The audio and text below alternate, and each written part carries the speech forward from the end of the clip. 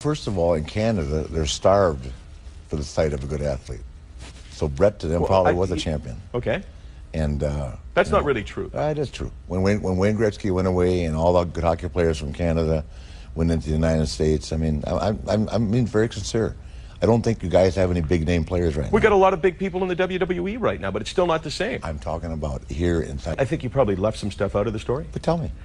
The history of Bret Hart, would you say that technically Bret Hart was a brilliant wrestler?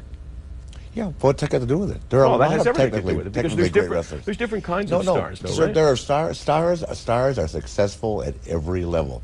They draw big money in our business, right? Or they don't. They draw big quarter hours, or they don't. Believe me, if he had been drawing money, Vince would have never said, adios, please, go to WCW. It was also, you have to agree that that was a downtime in the industry. Well, downtime or not. They were getting their asses kicked by WCW. It wasn't for us. So if they're getting their ass kicked by WCW, why did that Bret go? Let me read you some reaction to Bret Hart regarding the things that you said. He emailed this to us because, you know, we know him through this show. He said, how can he say that he was any kind of draw compared to me? Many of the house shows and pay-per-views with me headlining were some of the biggest, and not just WrestleManias 3, 8, 9, 10, 11, 12, 13, SummerSlam 92, 82,000 people were there. Also, unlike the NWA or WCW, the WWF actually wrestled in front of real live people and not just chairs for most of my house shows. Yeah, but first of all, I'm not saying I was a big draw in the WCW war against WWE. I wasn't factored into that equation. But I did wrestle against Bruiser Brody, Dick the Bruiser, Bubba, Antonio Inoki, Dory, Terry, Jack, Harley. Where's Bret in that equation? The greatest performers of all time. I've wrestled all of them and been sold out every night, from St. Louis to Dallas to Charlotte to Chicago. He had lived up there in New York and never came out of New York. And when he was a champion, if he was drawing big money, it wasn't reflective in the ratings. You mean he was on a pay-per-view that had 50 other guys on it?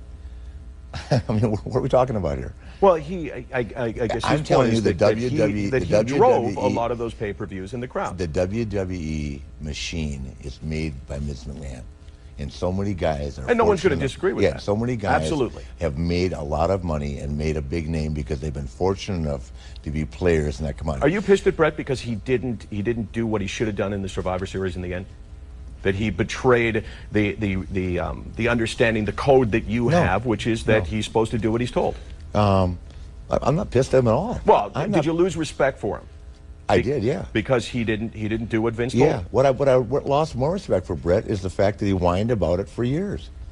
You know, and I said in the book, and this is something I feel bad about, but you know, this isn't just my take on it, and I'm sorry, Mike. But you wrote the book, so you can't really say. No, but I'm giving you my take, okay? But it was pretty well mutually conceived that when Owen died, which is a tragedy unto itself, any human death at any level, you know, it is a tragedy unto itself. It shouldn't be confused with, what the guy was doing for a living. It shouldn't be confused with how it happened. It's a tragedy of death.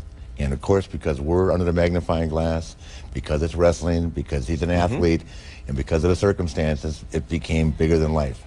But it was a tragedy. Nobody wanted that to happen. Nobody ever dreamed in their wildest dreams that he was a wonderful, wonderful young guy, great guy. But the minute it happened, man, up came Montreal again. I can document that for you if you want me to.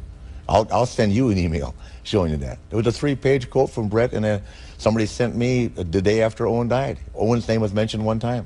But why would you mention that? But don't you think that's really going to an area that you shouldn't go? Because why would you have to mention that? I mean, here's a guy who lost his brother, and you're pointing out the fact that you don't like his reaction to the death of his brother. Like, why do you have to mention that? I don't know why I did. It's something that was on my mind. You know, I'll tell you, I felt bad for the McMahons. I mean, they had to be. You felt bad for the McMahon. I sure did. Yeah. Why? Because you've made it such a personal issue. But it was personal. Well, personal between him and the McMahons? No, it would be personal between the loss of Owen to his family.